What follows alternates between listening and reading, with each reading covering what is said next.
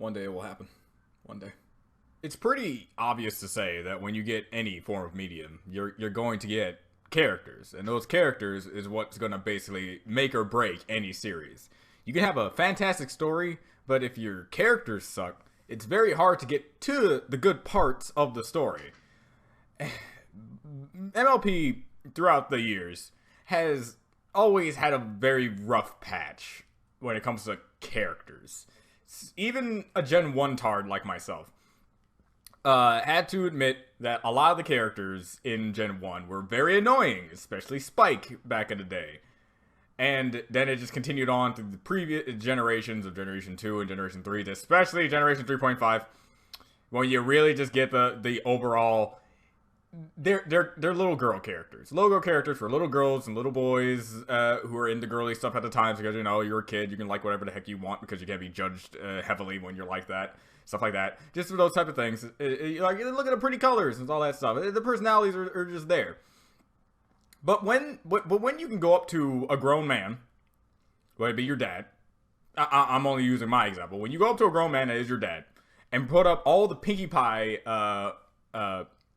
best of Pinkie Pie in Generation 3, and then have him just be stone-faced the entire freaking time. And then you put up all the great moments of Pinkie Pie in Generation 4, and then have him not only crack a smile, but laugh 5 times throughout the entire montage. It really goes to show how good of a character can be, depending on the type of writing, and what you're planning to do with the character in general.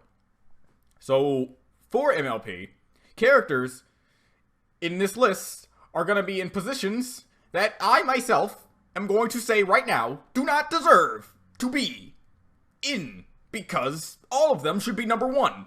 Really.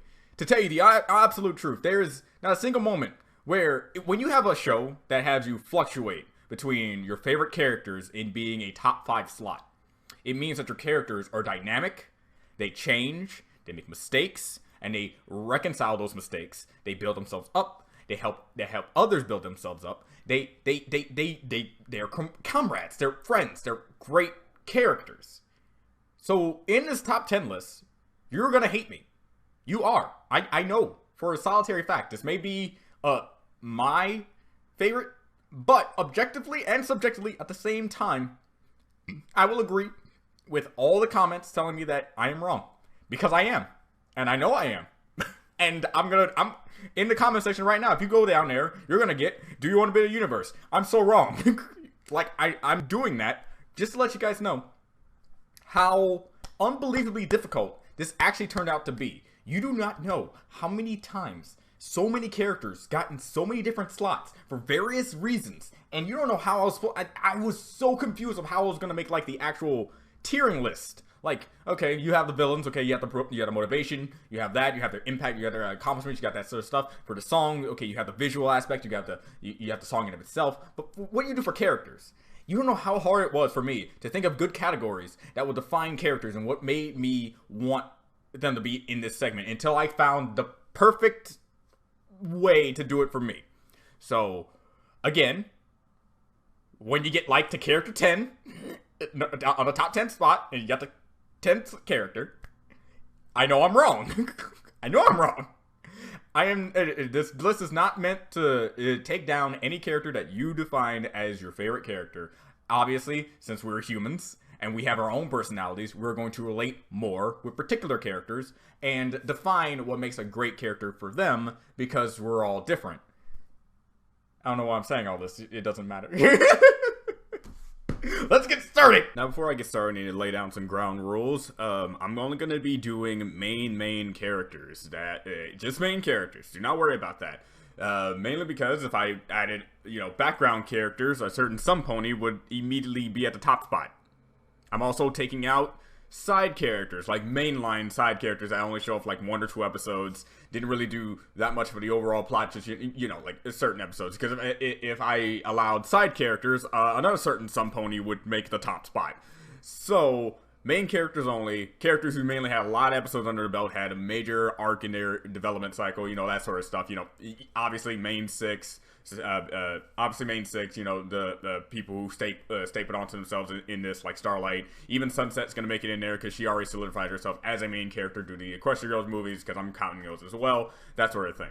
So just to let you guys know, no top spot for those particular Sun Ponies that are obvious on my book if you've been on my channel for at least even 10 seconds. So there you go there. Now let's officially get started. I think he's gonna really hate me for this.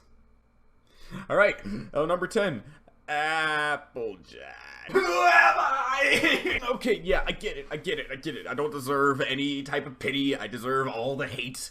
But after really thinking about it, I cannot help but say that Applejack takes the bottom spot on the list, even though she deserves any other spot besides the bottom. Look, people like Applejack love Applejack for various reasons. Other people like Applejack for various reasons, and I too love her for various reasons. I don't even know why I put this as a particular slot, personality, because all the personalities are always going to be a 10 out of 10. This isn't going to change, but it helps me remember the personality portion of what I'm going to talk about their character. Applejack's personality about her being a family pony. Very outgoing. She's like she's a tomboy in a sense that she's just like Rainbow Dash, but she's a tomboy because she's a farmer. It makes perfect sense. She's tough, she's a little gruff, and she will not be afraid to tell you how it is, because, you know, going down. Element, honesty. Her episodes really encapsulate what it means to be a completely honest person, and even though she is honest, she also shows huge dedication of loyalty to her family. And granted, you know, when you have family, you pretty much always loyal, but she also showcased loyalty with her friends just as much. So back in the old days, when I was when I was watching the old season and rewatching those episodes as well for to prepare for this list, I still stand by a lot of my comments of saying maybe they should have switched their elements in the past. But after, I believe, season 3, or maybe it was season 4, no, definitely season 3, they really solidified that, yeah, Applejack deserves to have the honesty element on her, and have that linger on even after giving up the element of harmony to the tree and stuff like that. Her character growth, that's the main thing that really took it down for me, and I'm apparently not the only one who thought this. Throughout the series, her episodes didn't really dedicate any amount of time for a growth in character. Even to this day, I cannot, off the top of my head, I'm pretty sure it's there, come up with a goal that she was trying to move toward in the show. I'm not saying she didn't have one, I'm just saying, as currently as I'm sitting here, when it comes to all the other characters I can think of, I can come up with their goal like that, especially Rainbow Dash. That's like the most obvious one who had a goal the immediate time you meet her character in the first episode. But when you meet Applejack in the first episode, her entire ordeal is that she is a family pony, she does her job, and the mainline quote-unquote weaknesses of her character stem from the fact that she believes that she can do things on her own, like the episode where she tried to take out the entire apple orchard by herself, and sometimes her honesty can get the better of her, trying to be so honest that she might think she's hurting others, and so on and so forth. Especially the episode where she's just talking about her opinion on particular design aspects in the Rarity and Applejack episode. So, other than that, there hasn't been anything that she was shooting toward. Even if there was supposed to be like an underlying thing that she was trying to find out more about her parents because she was kind of skeptical about them or something like that. But no, the parents were just sprinkled out in like here and so episodes, and then we're just getting an entire episode dedicated to the parents. So it's nothing that was leading up to it other than its own personal thing. So that's how that was. So when I think about Applejack, character growth may be a 5, but it doesn't mean that that's inherently bad. Her character is great to watch, and she's just a great character. There's not many moments I can say that I hated her on screen. Like certain episodes for certain characters, like how I'm pretty sure you know at least 2 or 3 of them, where certain characters just Which is why the worst episode for me had to be Apple Family Reunion, where she was just doing all these things too much, not fully understanding the fact that family needs to just be family. You don't really have to have a schedule for a family to be happy with one another, which was kind of bothering me with her character at that point. But again, it's not necessarily a flaw. She's just trying to make everything as fun as possible. It was a flaw at the time, and then at that point she destroyed the bar, and then the best song of all time, ironically. Jokingly and stuff, came on. And then you have my favorite episode being Bat, showing her dedication to her work, but also seeing how a flaw of that work can be integrated correctly. I know there's probably another episode that I would think is her best episode, but Bats is one that stands out to me, as you have these things destroying her farm. She's of course going to be upset about this, showcasing that part of her character that really is all about the hardworking, dedicated pony that she is. And she even goes as far as to make it so that one of her friends can really take out this threat, even though she should know that Fluttershy is not that type of character who would just disrupt the balance of nature like that. And doing so would make it so that her friend is now paying the price for her action. And then she really feels for that. She stops caring about her job and what she does for working in the farm, and cares more about her friends, knowing that it was her fault that she became like that. The Flutterbat scenario was one of the memorable scenarios because of Flutterbat, but it also was a nice point of sacrifice for Applejack, because she had this giant apple that she's been raising for God knows how long, I forgot, and she sacrifices it so she can save her friend. You're going to notice that in a lot of these best episodes, that the worst episode to me really defined how you're doing her character a little bit iffy. I'm not saying that you're taking them out of character, but you're putting them so in character, it's bothering me a little bit, because especially in the placement aspect of the episode, I believe it is kind of weird. Again, this is not me saying that it is a bad episode because of it. The worst episode does not necessarily mean it is a horrible episode. It just means it's the only episode I could find that really messed with me the most. Like when it comes to other Applejack-based episodes, it didn't really bother me as much as Apple Family Reunion. And when it comes to Bats, I'm not saying that this is Applejack's best episode. You can go with her key episode to be the best episode of her being challenged with her honesty. But for me, it's the most memorable episode, mainly because of that sacrifice she had at the end, and how it coupled into the fact of her character flaw of wanting of her work getting always in place. I hope I'm articulating this pretty correctly, because I need to really explain these categories before really delving into them. But I'm pretty sure you get the gist of it now. Yeah, the personality is always going to be a 10 out of 10. The personalities are always the reason why the show is so great. All the episodes are great because they have well-written personalities and well-written just character arcs in general. But the character growth, with the character, Applejack being that, I never really noticed anything developing other than her own personal thing that she'd already been good at. Element of honesty, the honesty-based episodes that were revolved around her, capitalized on that, and again, with the character growth side of things. Worst episode, Apple Family Reunion. Best episode, Bats. And yeah. I'm sorry, Applejack, you had to take the 10 spot mainly because, well, on a personal level, the other characters did hit me more. So if Applejack ever makes the top 10 MLP episodes, I know you're going to be in this top spot for various reasons. But you know me, I hate opinions. Number 9, Rainbow Dash. Another particular character that I'm kind of shocked that I actually put down this low, because especially in the earlier seasons, like I immediately was driven to her character because of her personality, as per usual, and her character growth. Her character growth is definitely an 8 to a 9. It has to be an 8 or a 9, because you on the first episode you see her goal, her mainline goal. She wants to be part of the Wonderbolts. Boom. You already have something to make episodes based around her, and they do a fantastic job showcasing her loyalty to the Wonderbolts, her slowly getting into the proper actual training exercises that the Wonderbolts would do. Instead of just having an episode where she just gets accepted, they really, really, really build you up to it. They build you up to her going to, getting accepted to the academy, going to the academy, having to take a test, having to learn for the test, have to realize what best about her when it comes to learning about things. And then you get her into the Wonderbolts. She's in the Wonderbolts for a fantastic amount of time. And then you just see her achieve this goal and be part of it. it is a fantastic character growth like arc. So I have to give it like a high 8.5 to a 9. The only reason why it's not a full 10 is mainly because there are certain things about Rainbow Dash's character, and I think it's mainly because of the worst episode of her worst episode thing that I'm going to. But first, let me just tackle the element of loyalty. Loyalty-based episodes. Again, I'm going to reiterate what I've said for Applejack. I believe Applejack and Rainbow Dash, in the beginning portions of the season, really should have switched their elements, because Rainbow Dash was showing more honesty than loyalty, and Honest Apple was showing more loyalty than honesty.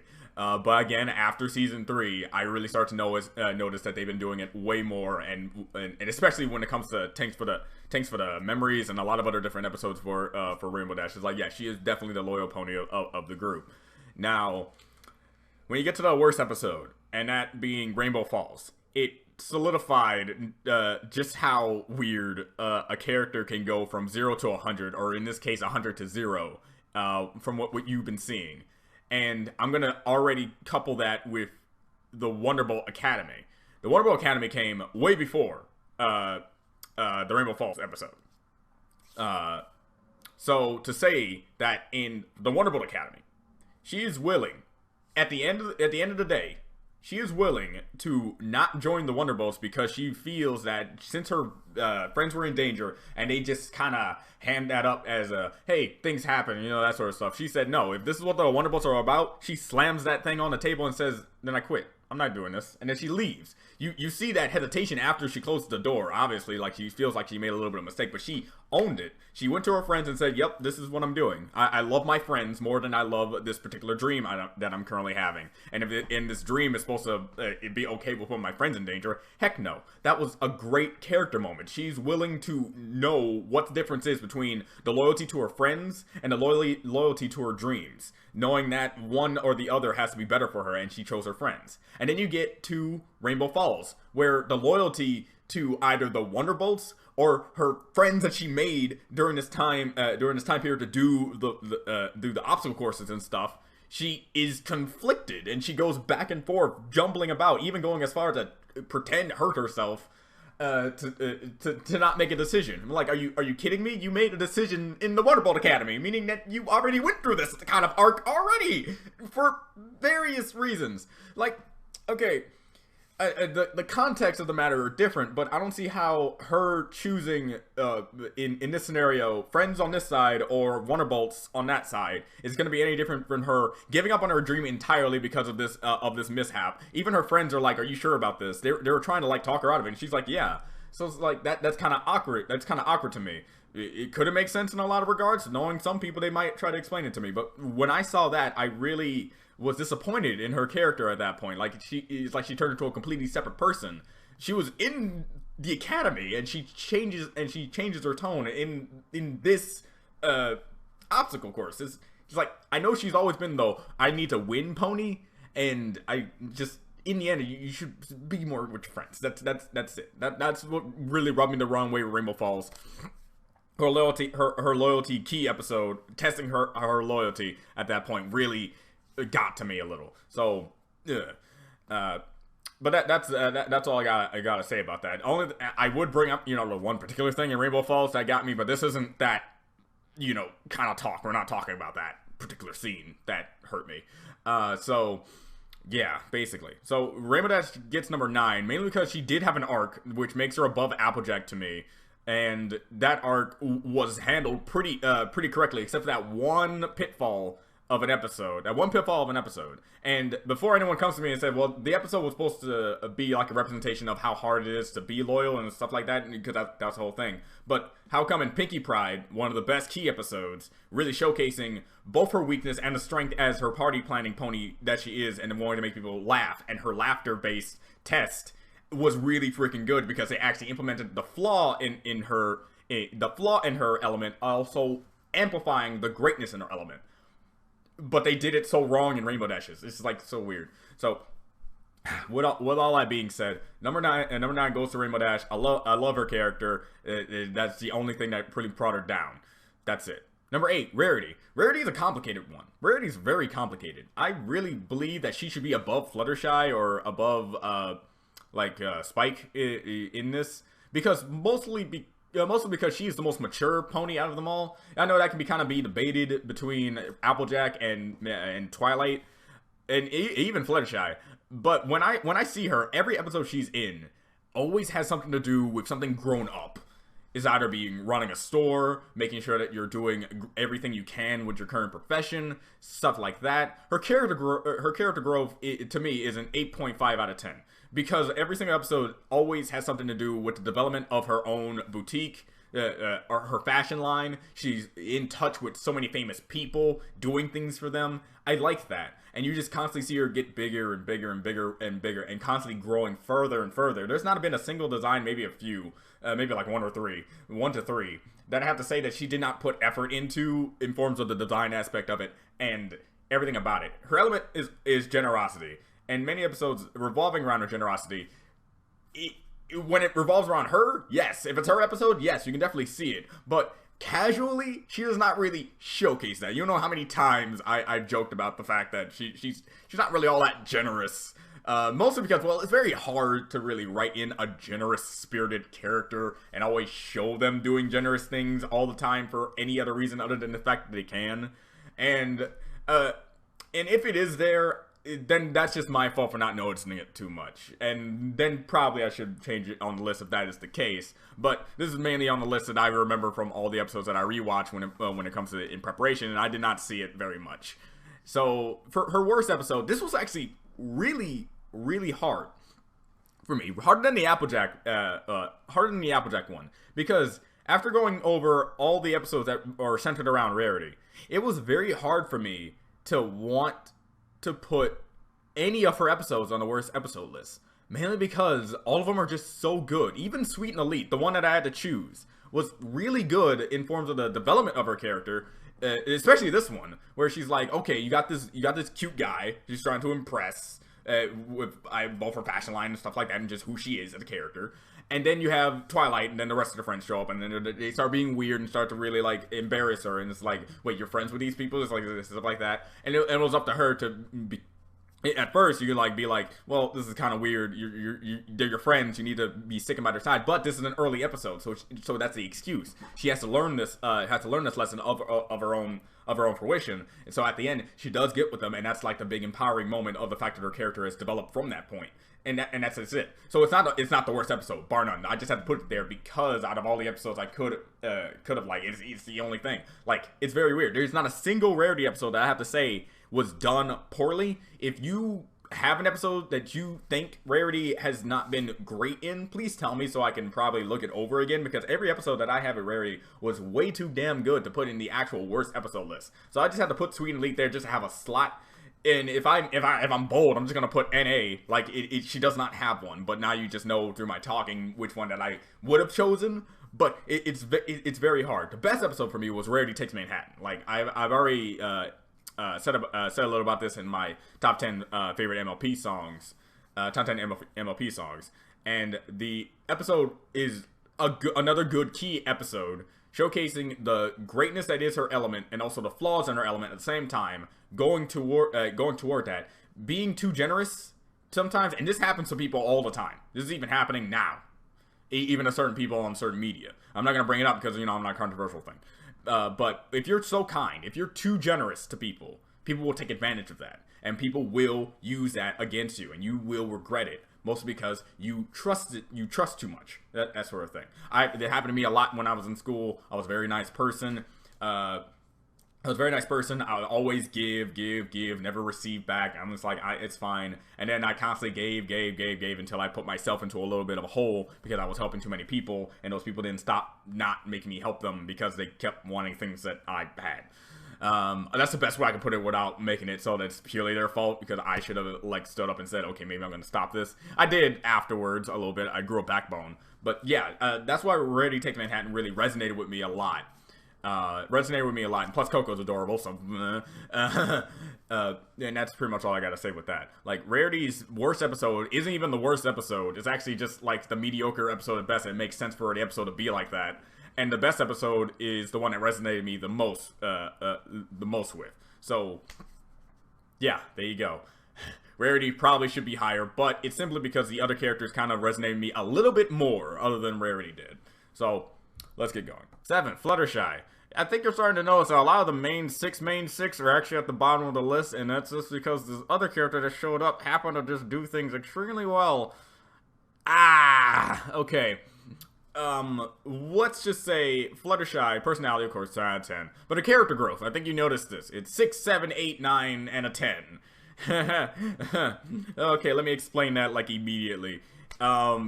Just like the joke happened when they were doing the book episode where everyone got the book and had to learn friendship through it. It's like there was like you constantly relearn over and over and over again about your shyness. And yeah, it is a little bit of a problem when every episode about shyness is always dedicated to Fluttershy because, well, who else would embody shyness other than Fluttershy? But that's why it's a 6, 7, 8, 9, because her character growth is stagnant, yet it increases. Every single time there's a new episode about her shyness, it is resetting her character back into a shy state, even though in that other episode she gained more confidence, so that confidence get better. But as she said to these people, that shyness is just a thing you just can't just get over with one thing, you know, you gotta do it constantly until you get more confidence. And this has been showcased, I think, by season 5, or is it season 6? Either season 5 or season 6, showcasing that Fluttershy has grown more in the confidence area, stepping up more, and being better, being better at what she does. Fake it till you make it, however, had nothing to do with this. I'm jumping the gun. Kindness.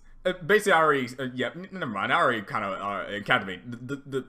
Her episodes revolving around kindness means that she's so kind and so shy, she can actually get walked over like a doormat over and over and over again. And this kindness can be great for her character, but also a big weakness, and it is showcased in many other episodes besides her key episode and stuff like that.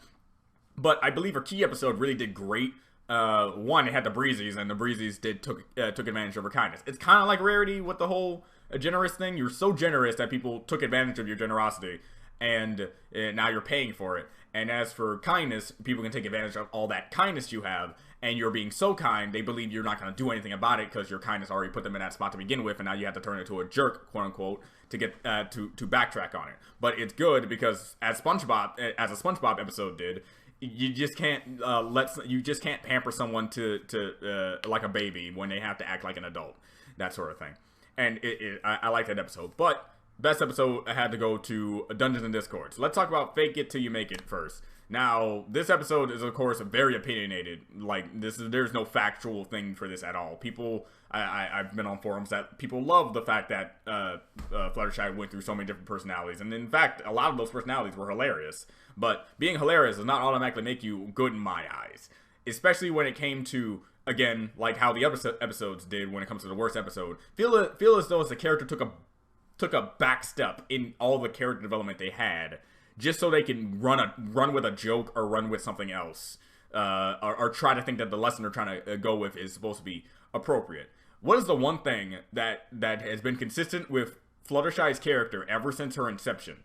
She loves animals. So if you put something in her way, and if you put something in her way and it's scary, if it's supposed to be something that she has to just overcome with confidence, it's something that she's going to struggle with because, you know, it's hard. But put an animal in there, she's going to immediately jump into another personality and be in this giddy state. This is never more highlighted than in the first freaking episode that she shows up, teaching and being with birds and stuff. As soon as she's trying to talk to Twilight, she's shy as all can be. She can barely even get a word out. But then Spike shows up. She pushes Twilight out of the way and is so ecstatic, so enthusiastic about this new animal she's able to talk to. So when you get an episode where a bunch of episodes went by revolving around this character trait, and then you get this episode where she has so many different personality shifts that she is willing to just completely ignore and outright insult animals, the raccoons that she already has prior knowledge and prior relationship with, I have a problem with that. All right, if the episode would have been great for me if it was the animals who snapped her out of that weird funky state she was going through. And it also showcased another weakness and quote unquote character flaw that Fluttershy has, and not many people seem to talk about. And if they do, I'm not seeing it very often. And that is, Yet give her an inch, she takes the entire continent. This is highlighted best in Putting Your Hoof Down. People defend Iron Will, and even I defend Iron Will, for being a motivational speaker. He told her to be tougher, told her to do everything you can to not get walked on. And it was Fluttershy who took this way out of proportion. When he said that, he didn't say do it to literally every single person that you ever come across and stuff like that. He said do it when you know you're being a doormat. When people are trying to use you, do not take that. Go on. Do not yell at your friends and pretty much insult their livelihood when you're like that. Especially in the fact that you don't know whether or not you're supposed to be like a different person, or it's just your full personality coming out in droves. Because if it's the latter, then you literally have Fluttershy insult her friends from the heart. The only reason why she would say that is because she somewhat believes it. And that kind of hurts, man. I gotta believe that. So if she was a different person, like she was under some type of mind manipulated control or something like that, then it would be like, okay, she's doing this because she's under a mind control and it's all part of the plan of the evil schemer or something like that. But Iron Will did no mind control. He simply told her some words of inspirational lines to keep her on her toes, and she just took that out of proportion. Same goes here. Give her an inch, takes the whole continent. Tells her to be something else, and then she be so many different other things. She actually encapsulates those personalities and keep it so that she's for real. And it takes for Rarity to fire each and every separate personality for her to come back. And then all of a sudden she just has to be forgiven. I'm sorry, Fluttershy. She's adorable. I love her in many different episodes, but that didn't resonate with me in any way, shape, or form. I'm like, if the animals were the reasons why you came back into your senses, then I would have forgave almost everything, because that's her main character thing. In Power Ponies, her friends are in danger. Her friends are getting hurt. Her friends are almost about to die, yet she does not get angry. She's just frightened and worried. But as soon as you flick a butterfly, she goes Flutter Hulk instantaneously. When it comes to the abuse, or just, verbal abuse or otherwise toward animals, you get Flutter bitch. You get the type of Fluttershy that you expect her to be. But when she does it herself, that's apparently fine. All right. So this is probably gonna be the longest I have to talk about this particular character, because it was just so weird to me. Maybe right next to Pinkie Pie when we get to her placement. But Fluttershy, that was definitely the weirdest episode to me, and this is why it's on the worst category. And now I can finally talk about the best episode, Dungeons & Discords. It was a solidifying episode, showcasing the development that Fluttershy went through the past 2 seasons and a half to get to Discord. She went from a character who was both afraid of her own shadow and afraid to really step up to help her friends when they needed her at the time when the dragon showed up, and then she showed up and then took care of the dragon as soon as she needed to know that she had to do something. You introduce her to the stare of how she handles animals who do not comply very well to demands. And then you get Discord, an amalgamation of different animals and also just the spirit of chaos and disharmony.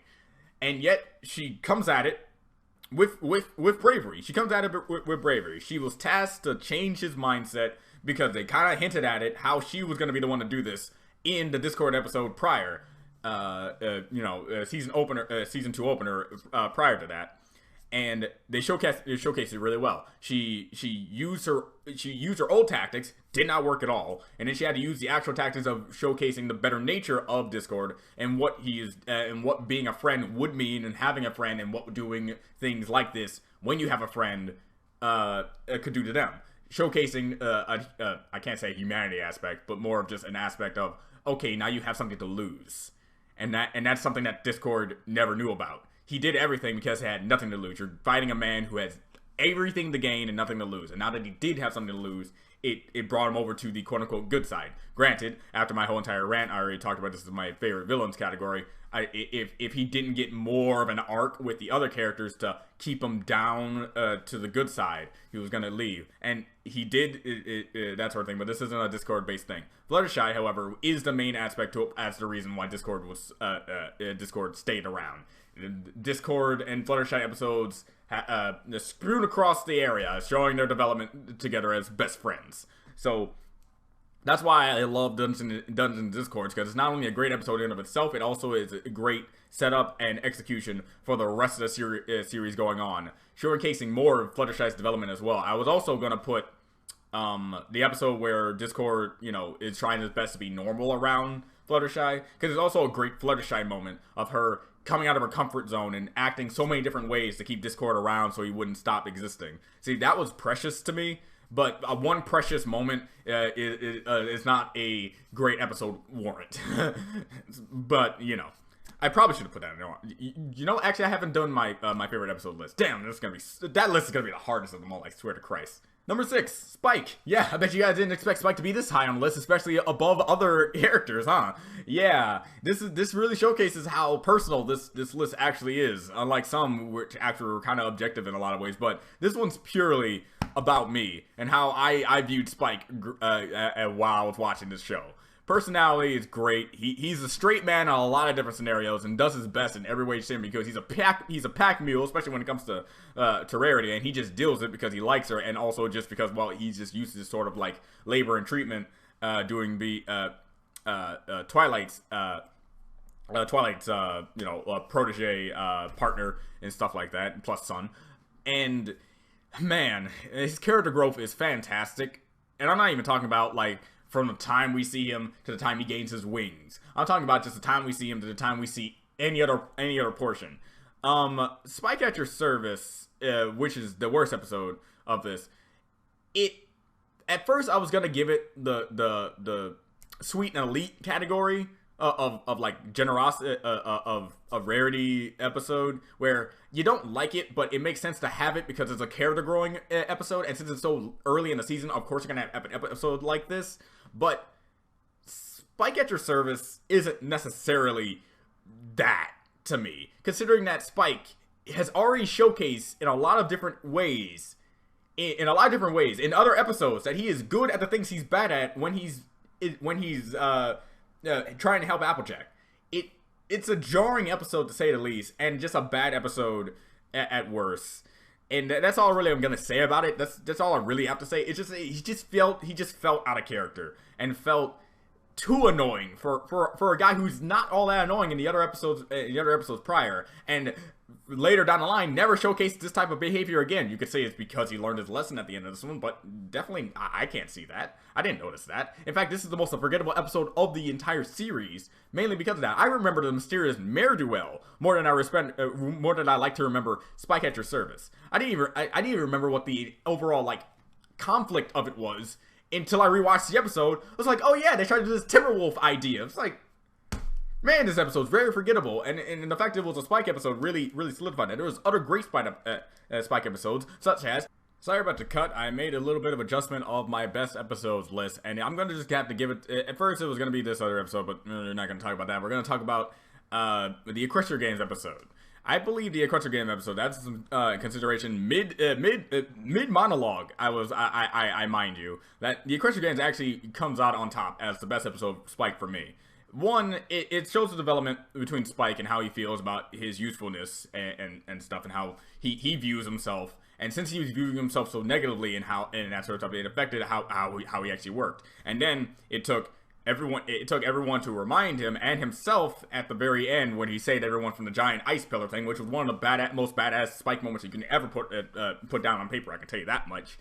And it's the simple fact of the lesson of you and your own worst critic really resonated with me personally, especially since I'm an artist. Most artists, if not all artists, should in any way look at their work as always not as great as it could be. Because if you look at your work and say, yep, this is 100% good and there's no room for improvement, you're not arting right. At least that's what a lot of my teachers say, and what I agree with. Because every time I look at any of my drawings, I'm like, this could be better. This could be better. This could be better. This could have anything better to it.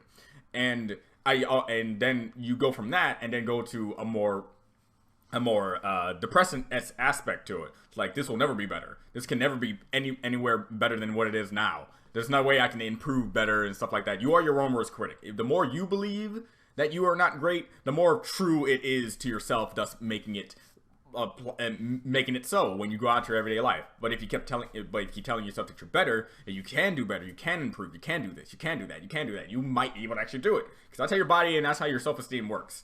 And so, yeah, a Crush Your Games episode definitely goes on the best episode slot. Now, Element. I know this isn't official, and I know everything, but of course, my personal list. I believe Spike Element is courage. Every episode that I see him in, there's always something courageous that he has to go through. Whether it be where he had to go through the episodes where he went to when he went to the other dragons, the actual other episode where he went to the dragons, where Ember is a part of it. Like, every episode that I can think of revolving around his character revolves around something around courage, going around being courageous, bettering himself through courage acts. Because he is a baby dragon, so you would expect him, since he is a kid, would be scared of a lot of things. But then he showcased in a lot of other ways that he's way better than that. He can overcome whatever is thrown at him with enough perseverance, and it's good. So for me, Spike Element, if I had to give him an element, would be courage. Number 5, Starlight Glimmer. Now, Starlight Glimmer has been the most talked about character in my comment sections, mostly because of the whole punishment aspect thing. I went through an entire tirade with narrator about my final stance about how I believe how the punishment should have worked and how it did. And so since this is no longer about her punishment as her as a villain and her as a character, we don't have to touch upon that. All we have to touch upon is the fact that her character growth, character development, and character whatever as soon as she became a redeemed character. And her redeemed character arc is sketchy, but I like it. She doesn't really change personality-wise. She's still very much manipulative and devious as she was when she was still a villain, but it's more toned down, just kind of like how Discord is. Discord's the way Discord is because Discord is Discord. Starlight is Starlight because Starlight likes to be Starlight. You get what I'm saying? So while her character growth doesn't necessarily have to be big on the high scale, it doesn't make it bad. Doesn't make it bad at all. Like the episodes revolving around her going to Sunburst and having to rekindle an old bridge was good, and her going to the village again and getting forgiveness from them. Those were fantastic episodes, and I wish those episodes came way sooner than they did, which would have probably made the whole punishment aspect almost non-existent in my eyes.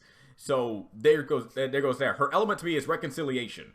She did so many bad things in the past, and now she's reconciling her old actions and believing that these bridges need to be built back up. Especially the one with her and Sunburst, since it was a whole thing that brought her into that entire ordeal to begin with. And once that happened, you see the development together, especially in the episode where they were going to see their where their parents were. Very well. They bounce off each other pretty great, and you actually start to wish that they stayed friends on the beginning just to see what Starlight would have really turned out as. As the season went on.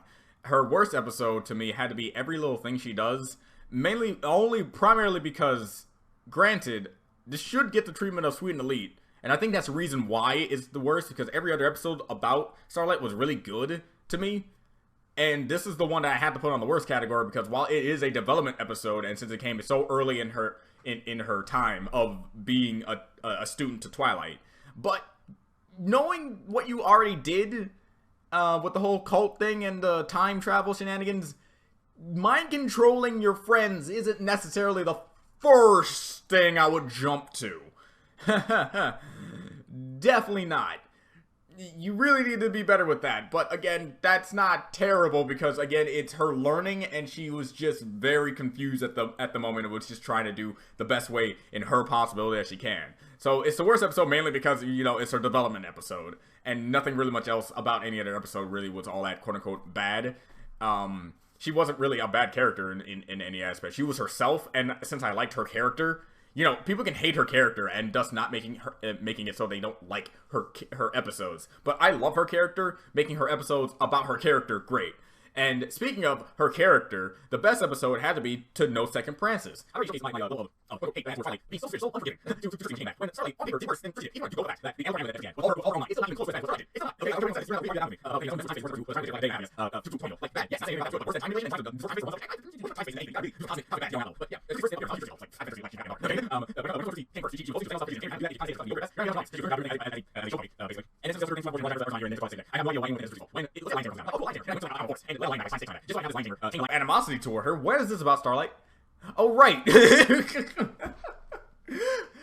Basically, what all that ranting was supposed to get to was the simple fact that Starlight saw that, saw Trixie, understood her, and trusted her, despite not knowing her as much as Twilight did. And in my view, Trixie did not do as much as Starlight did, yet she accepted Starlight so quickly into her fold. So I had a problem with that with Twilight's character, but for Starlight to just come in and help Trixie out, and then have Trixie have a friend being Starlight herself, was fantastic. And that moment, again, just like the Dungeons and Discord episode, really solidified a great character growing moment for Trixie and Starlight throughout the rest of the series, being one of her best friends until Maud shows up, and then a whole bunch of other people can become her friends as well. So that's why I like it. All right, there you go. Man, I really went on a tirade. See, this is what happens. You're very lucky that side characters aren't on this list. Very lucky side characters are not on this list. If I'm willing to go on a tirade with Trixie there. Ooh. Number 4, Sunset Shimmer. Sunset Shimmer is a slightly above Starlight because her character growth outweighs the character growth that Starlight went through. Starlight did go through her character growth after those episodes that I mentioned during her segment, but they came in so late in the whole development cycle, and if they came in fast, if they came in immediately, then yeah, heck yeah, she probably would be above Sunset. But since Sunset was only existing in the movies, so you have the first movie where you have her downfall, and then the second movie shows up, you show her entire character development, and that entire character development really solidifies. You also get her punishment aspect to it as well. People don't trust her. People, when it's like, due to what happened before, and then everyone looked at Sunset, she has to go with the punishment of, yeah, she did that. Oh man, I almost really went through with that. So many people don't trust her. So many people look at her with a stink eye. It's like, yeah, having a life like that would kind of suck. So you have her punishment aspect really just front and center, and not to mention the other main 6 constantly bringing up what she did in the first movie, and she says, none taken. No, it's fine. No offense. Oh no, it's fine. It's like she has to go through that because she did that. People recognize it and they call her out on it, and it's like, that's really good to say. And then you have like some of the Equestria Girl shorts, and my favorite song from her had to be "My Past Is Not Today." It is supposed to be the coming around moment of her character, just like boom. You're done. Your character development has been seized. Your past is not today. Your past is gone. You are here, and you're gonna make yourself better and keep being better as the days went on. And as the movies went on, they brought up her blunder less and less, showcasing that she's truly a part of this group. Her worst episode, quote unquote, has to be the first movie, and the best episode, quote unquote, has to be the second movie. Granted, it could be any of the other movies, but the second movie is so dang good, also for Sunset as a character developing episode. As a character developing movie, you can go as far as to say that it was more of a Sunset movie than it was a Twilight coming back to help everyone movie. Considering that Sunset was the reason why they won. So yeah, it's kind of like the whole Infinity War. It's actually Thanos' movie thing. Yeah, I like that. So. Yeah, personality, character growth, 10 out of 10, 10 out of 10. Gotta give her that. And her element is atonement. Unlike Starlight, where her main thing with her past was reconciliation. She had to rebuild these bridges that she burned down. Going back to the village and apologizing. Helping them out. Getting back with Sunburst and rekindling a friendship that was long since gone. But for Sunset, it has to be atonement. Since everyone reminded her what she did.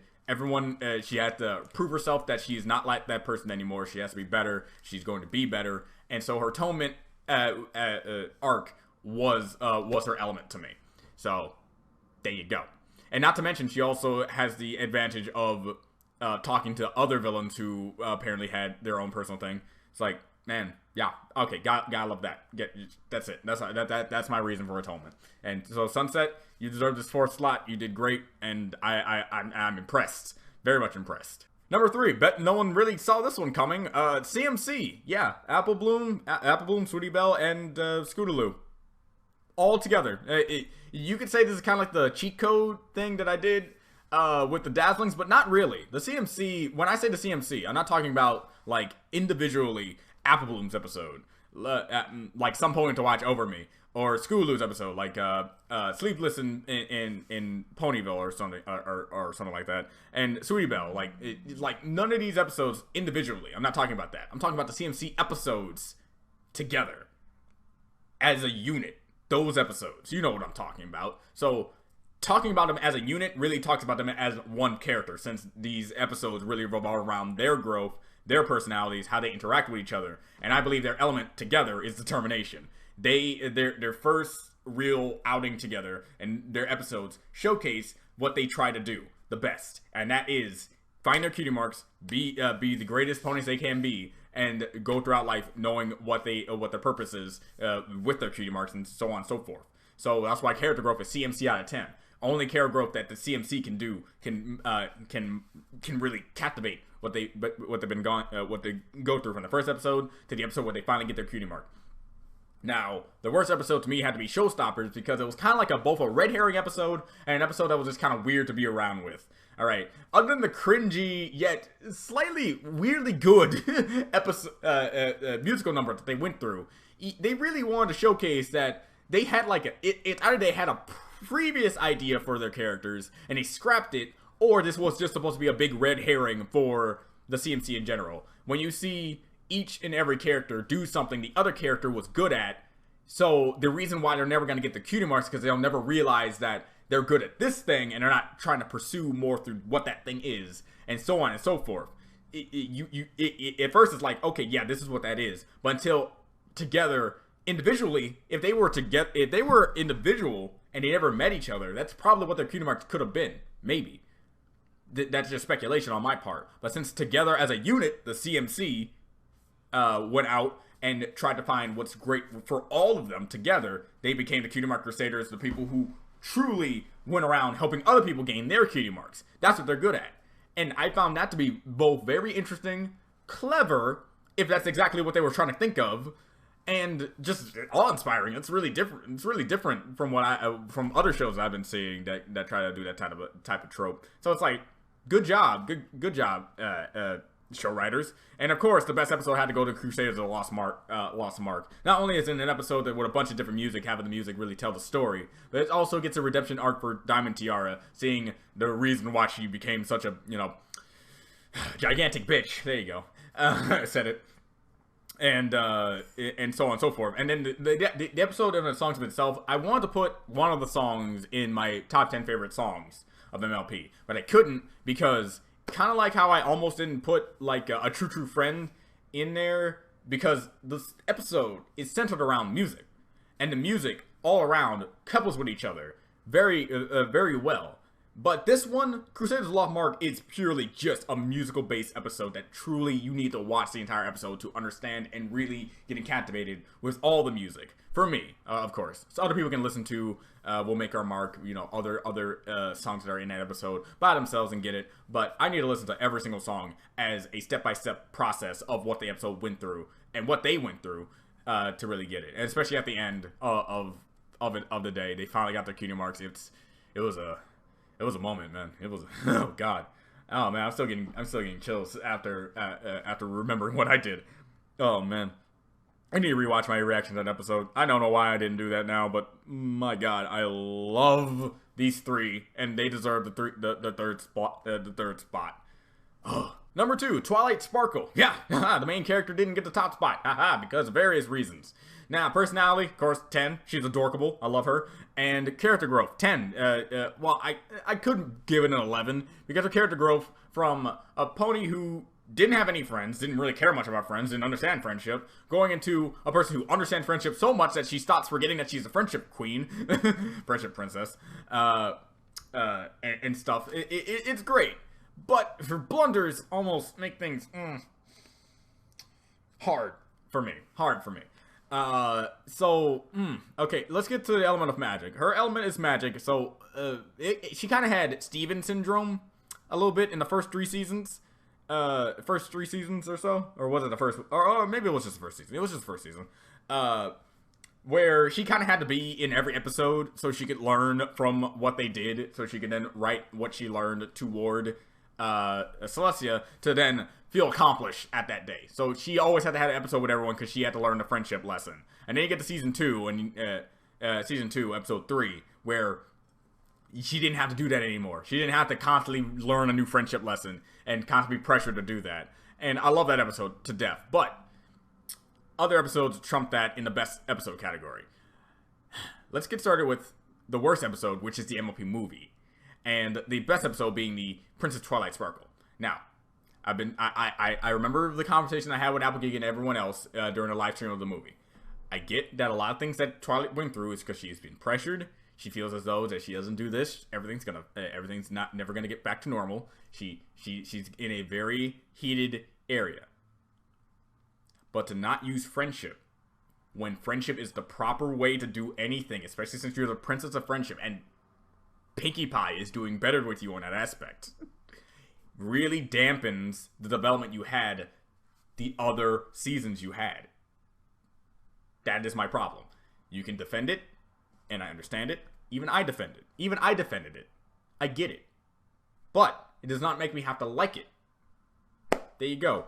The moment where she thought stealing would be the better outcome than to try to negotiate and get it is telling. Because if she had like a time limit, there is no time limit. The time limit is her. The only reason why everything is not gone kaput is because they don't have her to gain her magic from to put into the scepter and stuff like that. And where she is right now, she is 100% safe. She has no reason to rush anything. So to her having to rush and her also after messing up, lash out at her friends and believing it's their fault, definitely hit a weird chord in my body. And I did not like that. Because, let's get to the best episode, Princess Trixie Sparkle. Now, let's get to the best episode, Princess Twilight Sparkle. These two episodes, this season opener, showcased that Twilight is now a princess, and the two princesses are gone immediately. She became a princess not like a few days ago, and the other two princesses gets captured. The sun and the moon are right there. Mass hysteria is about to occur because the princesses are gone again. And what are you gonna do? What are you gonna do? What does Twilight do?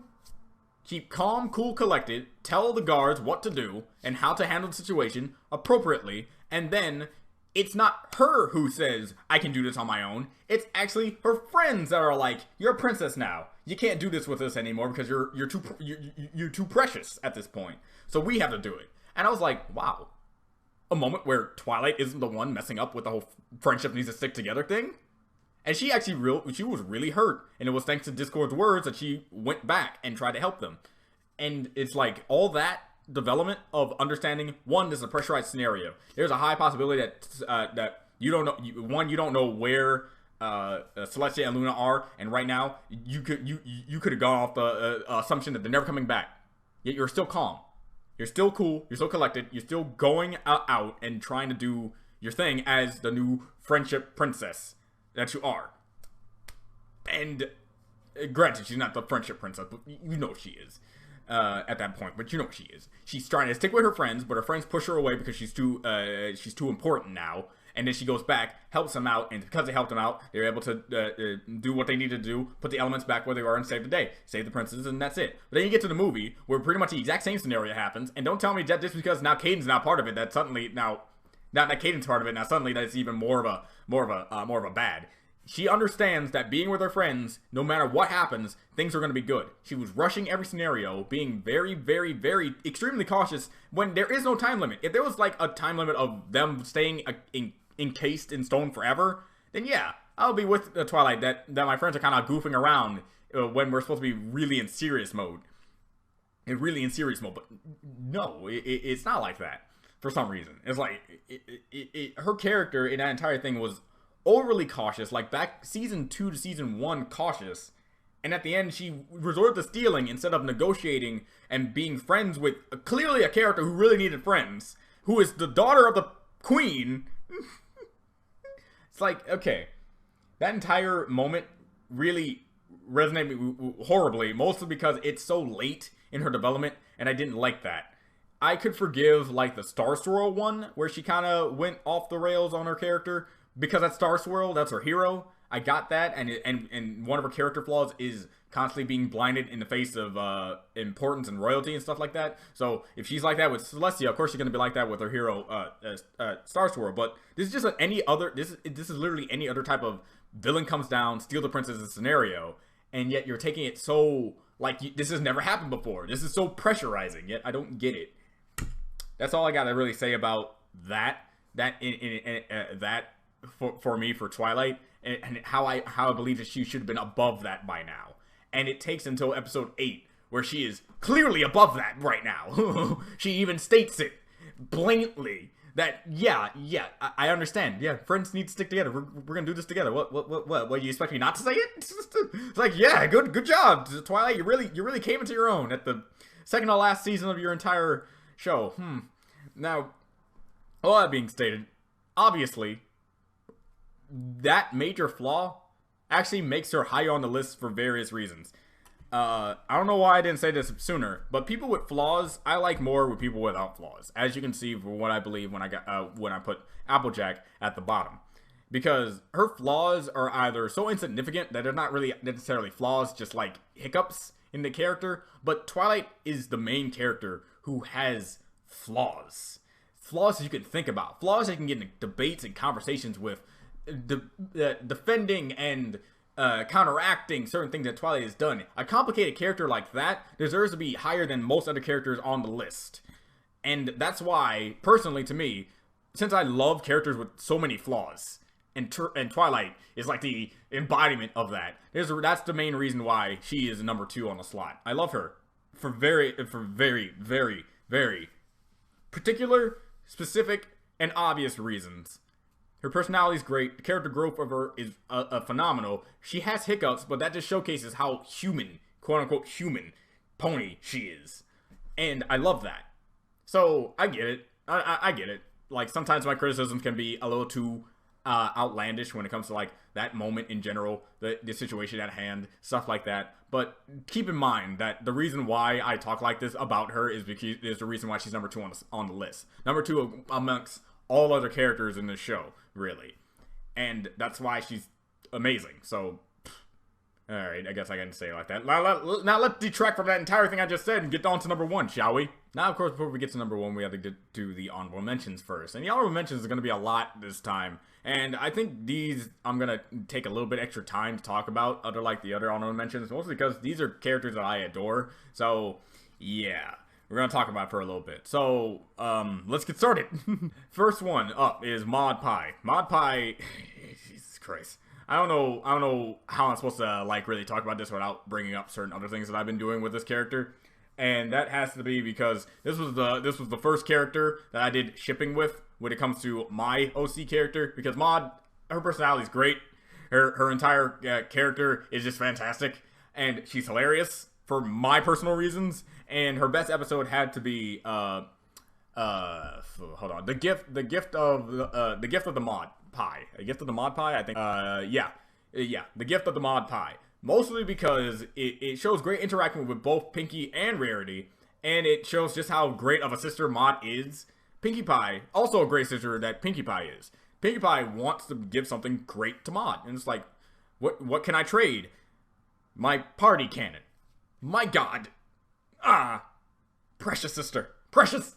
And then Maud just like, I want to get my sister's party cannon back. And she talked him down like a, this dude cannot handle the pressure. And I love that. Maud is just fantastic. She's hilarious. Every moment she's on screen, I love her. And plus, she has great boyfriend material. I like, Mudbriar is perfect for her character. Mudbriar is awesome. He's not going to be on the honorable mentions mostly because he's just, a side character. But there you go. I'm happy for Maud. Happy that she's happy. And literally, I'm like that type of guy who's like, actually, I think I need to bring this up. People actually thought I was going to be upset once I found out that Maud had a boyfriend. It's like, guys, I do shipping, quote unquote, not really, no. And I don't really care about fictional characters. I do like them as characters, and I do like their personality that's allowing me to make like various comics and stuff with their characters. But in real life, if they get a canonized relationship, I'm like, and plus I'm that type of guy who's like, if I like someone and they're happy, I'm happy. That sort of thing. So there you go there. Anyway, for Maud, great all around. And now let's get on to the next. Ember. Her inclusion to these to the episodes and to this series is fantastic, especially for Spike. It's because Spike, after befriending Ember and also befriending Thorax, and then Thorax becoming his own personal king, it really showcased that Spike has some very powerful people in very powerful places, and that's impressive for the little guy. Got to go with that. Good job, Spike. Good job. But Ember, her personality is fun in a lot of ways, especially when she came in and made fun of the naming schemes of the characters. Like, but your names are so similar. It's like those types of characters that kind of make fun of the show's like underlying things.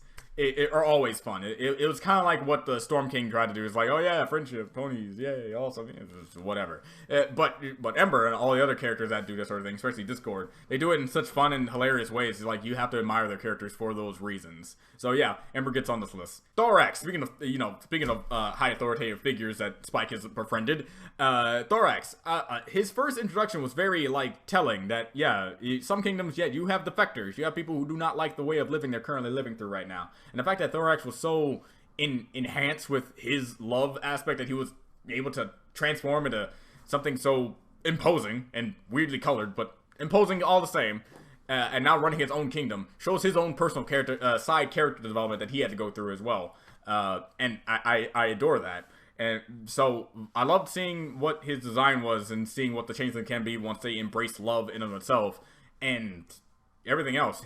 Plus, he's I can't say he's a loser because that sounds like a mean thing to say. What's like a person who's sort of pathetic? He's like a Spike. There you go. Sort of pathetic, but he's awesome in a lot of ways, and I love that. So there you go. The princesses, when they're included, are great. Luna's personal episode being the Nightmare Night episode, and Celestia's episodes mainly anytime she shows up, and Caden's showing up. Their development with the other characters are fantastic. Whenever they are on screen, you know something good is going to happen because, well, their characters are always so rare and far and few between. My personal favorite episode with Luna had to be the Nightmare Night episode. It really showed what she has to go through now that she's back, what people viewed her as, and how scary she was. And then Cadence's best episode had to be Cadence's best episode had to be the Caroline wedding episode, because it showed just how dedicated she was and how much she really loves Shining and what she's willing to go through and how far she's willing to go and everything like that, and how deep their love actually is. And then you get Celestia. Her best episode to me had to be the stage play episode where she was trying to act. Oh man, like there's a lot of things I love about this show, but having Celestia act like that, and when I say act like that, trying to act, fantastic.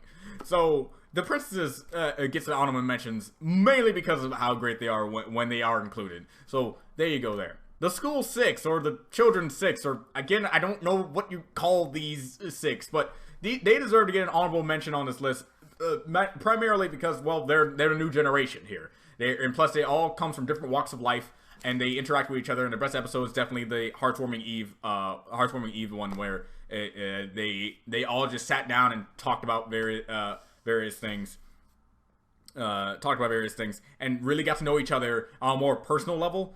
And it was fantastic. I was also going to give it to like the episode where the tree tested them, because it showed their resolve and what they're willing to go through to help each other out in many scenarios as well. These these six really come together in the friendship aspect, and shockingly did it extremely fast compared to what the main six had to go through. But hey, that's just subjective, really.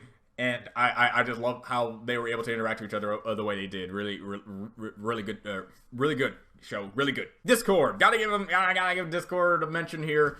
Yeah, not every day you get a best villain who also turns out to be best character in a lot of ways. And honorable mention definitely goes here because his development with the main six after the whole T-Rex fiasco were really good, especially the episode where he spent an entire weekend with all the other main characters and actually developed an actual bond with them was fantastic. The only thing that kind of ruined it was the fact that he only did it so he can get on Twilight's bad side, as he normally likes to do. but it showcased that he really did have genuine fun times and fun moments with the other characters besides this Fluttershy. But the development with Fluttershy is definitely something that the animators always made sure, and the writers always made sure to know that I was always at the forefront. When it came to Starlight saying that all of them are taken away, everyone's taken. He's like, yeah, that's good. And then even Fluttershy, I'm sorry, what? It's like, Discord's adorable sometimes, even when he's being very threatening. And when it comes to Fluttershy, for how much he really cares about her. And all the changelings turning into Fluttershy, messing with his head, and it actually worked. It's like, oh my god. And even small things, like in the episode prior that I told you about, that I was talking about with the making Twilight jealous. When they were all going into the tables and everyone's taking their seats, he goes out of his way to pull the seat up for Fluttershy. Really, really cementing the fact that Discord cares about Fluttershy more than he probably cares about himself. And definitely more than he cares about everyone else in the group. And that's why I love Discord so much. That's why he's so high on the RO mentions list. This is in no particular order, because if mod that low, I would hurt myself. But I did save a particular person at the top, though, for honorable mentions. The great and powerful Trixie!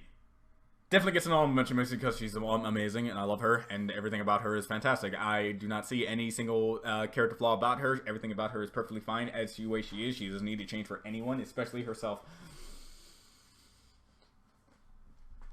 Basically saying, yeah, I'm a huge Trixie apologist. I'm a person who defends Trixie to high no hair. Why you have people who defend the crap out of Twilight and her actions? You have people who defend, like, Starlight and her punishment thing. You have people who defend everyone else. Trixie is my defending. All right, I defend her. I will do everything in my power to make it so that Trixie is not a bad person in anyone's eyes. She is just a character. She does everything she does for the proper purposes, and she's amazing, and I love her. So, best episode for me for her had to be the episode where she went on a road trip with Starlight. That episode to me shows her showed the dedication, how much she really loves particular things that she has been throughout her life with, and that being her carriage thing, her carriage thing. And granted, like, Starlight really messed up when it comes to, like, okay, I'm gonna sell him the carriage so we can get this big one. It's like, no. And then you see her dedication. It's like, I'm gonna stay in the middle of this road. I do not care what goes on. You are gonna give me back my carriage. I do not care, even if you have to run me over. And her friendship development with Starlight was a great thing. Because I like that episode mainly because if you do go on road trips with anyone, you're probably gonna go, your friendship is really gonna be tested in a road trip. And I believe that wholeheartedly, since me and my family went on a road trip over to New York, and it took 25 hours, I believe, to get there by car. And we were at each other's throats by almost every single hour because we were so not having this entire road. We were not having the traffic. We were not having the time it takes for get here to there. We're not having the gas. Just like that sort of stuff. And so when you have these two and they kind of did their best to be everything, and everything was kind of just going out of proportion, it really captivates what Trixie is and also what Starlight was. And so that's why Trixie is like that. So Trixie is amazing. Trixie is great. Do not hate. I'm an advocate for her, and she is like a sister to me. How dare you? So yeah, with all that being stated, let's get on with number one. Number one goes to Pinkie Pie. Pinkie Pie gets Pinkie Pie on literally every category: personality, character growth, element. Well, she is laughter, so Pinkie. And then we really have to talk about the worst episode and the best episode, because just like how the other best episodes and good episodes, it really counteracts each other about what development they got at that time and how I believe they should have acted differently toward. And that's pretty much it. So Pinkie Pie's personality, it resonates with me because I'm a person who always needs some type of laughter in his life because I'm very depressed almost every single day of my life. So having someone like Pinkie exist really puts a smile on my face, and which is something I need in my life apparently. And her element of laughter of episodes revolving around her just trying to make people laugh, and she is the main character that I point to when it comes to, you have random episodes that doesn't revolve around her, yet she still encaptivates her element flawlessly. You have Fluttershy, and you have Pinkie Pie. Pinkie Pie in multiple different episodes has showcased in every single regard to always try to make people laugh with what she does. solidifying her element. And the episode where the season opener where they go to Starlight's little cult area, her line of "I know smiles and those aren't smiles." She knows the difference between a fake smile and a real smile. And other episodes showcasing that she forgets her own birthday, but remembers everyone else's. She has an entire chamber of other people, other ponies, being ready for parties, ready for it. She is a party planner. She loves her job, and she does it with tact, and I love it. So when you get an episode like Yakety Sax, that almost spits in the face of all the stuff that she is warranted to want to do, I have a problem with that. While it is an episode you can watch and pretty much enjoy on a standard on a technical way, you know, turn your brain off and just like, hey, it's an episode. It's a good episode. All it's like people with Last Jedi, people who hate that people who hate that movie and like that movie. It's like it's a good movie, but it's not a great Star Wars movie. So for me, if they can say that, I guess I'm gonna say this is a good episode, but it's not a good Pinkie Pie episode. I guess. While you got Pinkie Pride, which is one of the best Pinkie Pie episodes, because as I said prior to one of the other one of the other characters on this list, is that when you have a key episode, it showcases the strengths of their element and also the flaws of their element. Pinkie Pie is a party planning, happy-go-lucky, trying to make other people laugh and happy pony. So when she has someone like Rainbow Dash in her birthday, she wants to do everything in her power to make it so that it's the best birthday she could probably have. And then Cheese Sandwich comes around, and then she has a challenge here. Her livelihood, the things she's used to doing and loves doing, is challenged by this new character that comes around.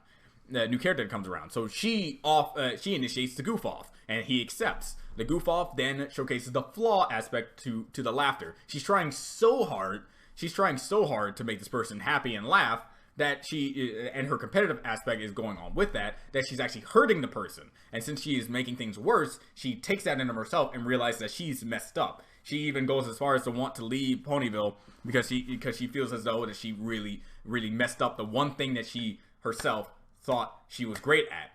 So that challenge, that overcoming, and especially Rainbow Dash and everyone else showcasing that, yes, this is great. And Cheese's confession at the end, it's like Cheese's entire life of being a party planner himself stemmed from the fact that Pinkie Pie was a great, laughable character as well when he was younger and she was younger, which was fantastic.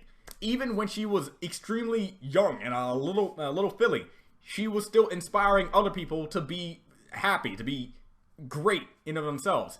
And then we get to Yakety Sax, where she plays an instrument. She plays it so bad and somehow doesn't notice that she's disrupting the piece. She is messing with people's lives, going around and just ruining a lot of things with this horrible playing. Not even going into areas that she knows that she won't bother anyone. Not anything like that. Just being completely unaware to the fact that she's really much annoying people. And once people come to her and say that you're doing this sort of stuff and you're not really good at the thing, it's either you get lessons or something like that. I don't know why they didn't actually put that up. Like, I'm not saying that everything the main 6 did was 100% factual, but the simple fact that Pinkie Pie took that so bad, she got even worse than what she was when she thought people forgot about, didn't want to have parties with her anymore back in, not Lesson Zero, Party of One. She got worse to the point where as she walks, she's destroying plant life. She's not enjoying any time with any of her friends during the hours they tried to spend cheering her up. Simply because she couldn't play with an instrument she had for like 5 minutes. Or let's get on them, 5 hours. It's like, I had a problem with that. Pinkie Pie has been spontaneous, yes, and she likes various things. And there are people out there who likes a new thing, and as soon as it gets taken away from them, they get like in this real depressive state. But not to that extreme, especially for someone who's already solidified themselves as a person who cares about others more than their own self. So I found that to be rather odd. It doesn't make sense. Maybe if you twist a few things, but for me, it just wasn't something that I admired. And it's weird how it was one of the most recent episodes that you can give to Pinkie Pie at the time, and it's the worst episode you could probably think of. If I had to pick another episode that wasn't Yakety Sax, it had to be maybe the episode. Nah, that wasn't a Pinkie Pie episode though. It's like other Pinkie Pie moments where she kind of goes a little overboard on her character isn't necessarily about her. It's more about other things. Like I can't really think off the top of my head another Pinkie Pie episode that I necessarily hated for how Pinkie Pie was acting. But yeah, it's Yakety Sax that really takes the cake of, yeah, this episode really showed that she regressed in a character in my eyes. And I'm not the only one who believes that. I've been online, and a lot of other people who did reviews of this episode really had a problem with her feeling this way. My best outcome for this episode could have been if they took a completely new character, like they sort of do with other characters, and then do that storyline with them, and it's Pinkie Pie like that. I think my idea was, instead of just the whatever instrument it was called, it was Gummy. She lost Gummy, and she's getting depressed because this pet that she had for so long is gone now. And someone can say, well, Rainbow Dash had to go with the fact that Tank was leaving, but the whole thing with Tank was he was going through hibernation. That's something he has to do. Gummy does not do hibernation. If he does, they need to actually showcase that. But what I'm trying to say is, Rainbow Dash can come in with the whole, I understand how he feels about not being able to see your pet, and then Pinkie Pie can come at that and counteract it with, your pet went on hibernation. Tank's coming back. We don't know where Gummy is. Gummy just is gone. I'm worried about him. Where is he? Is he safe? I don't know. That would have made a lot more sense than just losing and not being able to play an instrument that she knows she's bad at, and then is only good when she's with other yaks, being okay with that kind of playing. But back in Ponyville, it's not okay. You have to be actually good at it. So the end of the episode really was supposed to be like, okay, it's fine that you're bad, because we accept your badness, and even though you're bad and terrible and going to be ruining everything in his life, we support you. No! No! Don't do that! But yeah, that's what I pretty much have to say. I don't want the when it comes to top 10 characters, I didn't know it was going to be this much of a character analysis. And if I'm correct, and I'm going to look here, yeah, this is going to be my longest video, period. Mainly because I have to explain so many things, explain all that sort of stuff. Yakety Sax may have been one of the worst episodes for Pinkie Pie, but it did not detract from all the great episodes she's had, and her personality, and just overall how she represents her element really makes her the best character for me. So it was because of Yakety Sax that I actually debated whether or not Twilight was actually going to take #1 spot. But I'd said Yakety Sax was just like an anomaly. It had to be like a little bit of an anomaly. That one pitfall that just it was there because other characters really had that one pitfall episode. And yeah, because yeah, that's pretty much it. Yeah, that's all I really have to say about that. But yeah, Pinkie Pie takes the cake for best pony for me. While like other characters probably have like Twilight as their main, Fluttershy as their main, because they resonate with them a little bit more. And in a lot of ways, I regret putting the core 6 mostly at the bottom, and then having to take place of characters who show up like way later in the series. But mostly because, well, again, the whole personal aspect comes into play when you talk about them. So, well, that being said, man, this was a long one. This was a long video. I did not expect to talk for this long. Maybe when we get to the episode list, the favorite episode list, this will be shorter. But man, my voice is killing me. Oh man. So tell me what your favorite characters are. Let me know.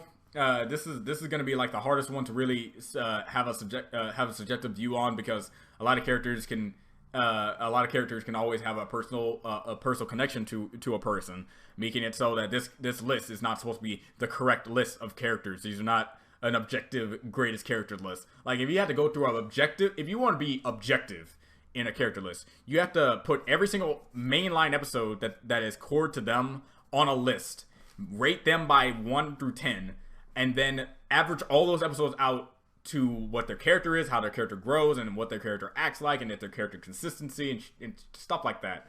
And then add that all together and then put that on the list. I didn't do that. I just went through my favorite episodes with their characters, how they resonated with me, and how their character really solidified what I liked about their character throughout the case. And I limited myself to main characters, not side characters and background characters, because granted, I believe she transcends all lists, but Derpy is best. Derpy is life. Do not. Yeah, I might do another list revolving around background and side characters, but just know that Trixie and Derpy are probably going to be at the top of those lists, with Mob being in 3rd place. So, not entirely sure. But I definitely need to get to the favorite episode list. And, oh man, hold on. I might put a screenshot, but I have a list of all the episodes that I already basically like thought about. and I still have like, okay, there's almost like, let's round it out. There's almost 200 episodes, like 100 and something episodes. All right, I went through every single episode via title and what I remember, and then if I do not remember the episode that much, I went back into the episode and rewatched it. So when I did that, I came out to the conclusion that I still have a grand total of 80 episodes. This is supposed to be a top 10, and I have 80 episodes. I'm looking at this list, I'm like, I can't take out any of these. I can't take out any of these. They're all great episodes of great things. Oh man, this is gonna be hard. Like this was difficult just to think about who were gonna be at the bottom, and it was easy to who's gonna be at the top of the list, and stuff. But this is gonna be difficult. This is gonna be damn difficult. Oh man, this is probably gonna take the most time out of every list I have done. So hopefully you guys enjoyed this list. The next and probably the last list will be the favorite episode list, and which I was happy that you guys didn't want that list as much as the other 3 lists. So that's good because I'm gonna need a lot of time for this. Oh man, and I'm gonna have to be very specific. I do know Pinkie Pie is gonna be in that one, so that's 1 slot down. But everything else is hard. See you next time. Bye.